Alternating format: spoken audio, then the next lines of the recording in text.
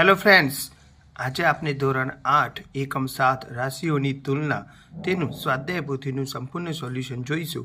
તો તમે આ જોઈ શકો છો કે આ શરૂઆતમાં પ્રશ્ન 1 માં જે MCQ આપેલા છે તેના જવાબ આપેલા છે। મેં બાજુમાં ગણતરી પણ બતાવેલી છે, જો ખબર ના પડે તો તમે ગણતરીથી પણ વિચારી શકો છો, બરાબર। આ થયા MCQ પ્રશ્નોના જવાબ,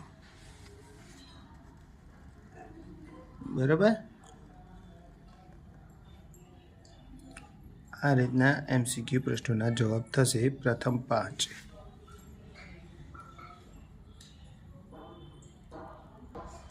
ત્યાર પછી આ પ્રશ્ન 6 અને 7ના MCQના જવાબ આ રીતે રહેશે, બરાબર।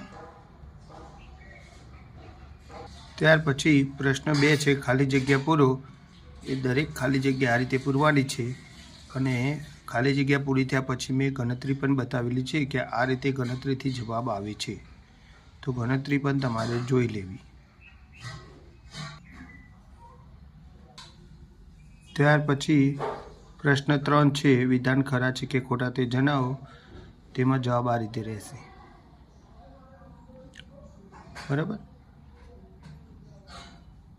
ત્યાર પછી પ્રશ્ન 4 છે નીચેના પ્રશ્નોના જવાબ લખો। એમાં પ્રશ્ન 1 જે છે કોયડા ઉકેલ, એનો જવાબ આ રીતે આપણે લખવાનો રહેશે, બરાબર। ત્યાર પછી પ્રશ્ન 2 જે છે કોયડા ઉકેલ, એમાં આપણે જવાબ આ રીતે લખવાનો રહેશે,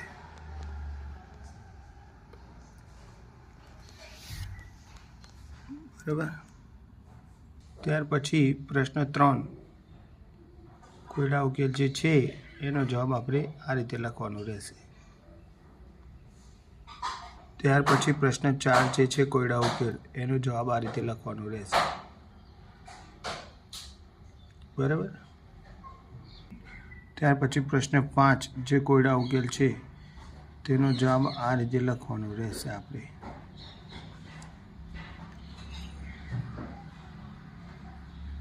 બરાબર।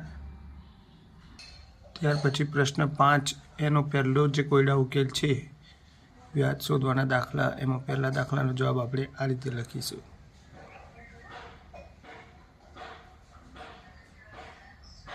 ત્યાર પછી પ્રશ્ન 2 એનો જવાબ આ રીતે લખવાનો રહેશે આપણે,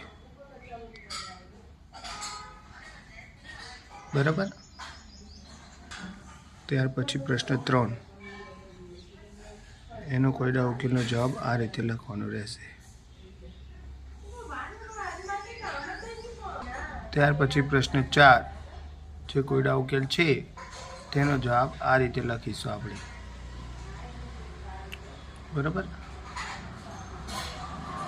ત્યાર પછી પ્રશ્ન 5 છે જેમાં 2 વર્ષના અંતે અને 3 વર્ષના અંતે ચક્રવૃદ્ધિ વ્યાજ શોધવાનું છે, જેનો જવાબ આપણે આ રીતે શોધીશું, બરાબર। અને નીચે પાછો આ રીતે એનો જવાબ પણ લખવાનું રહેશે, ઓકે। આ સાથે આપણો આ વિડીયો પણ પૂરો થાય છે। Good bye.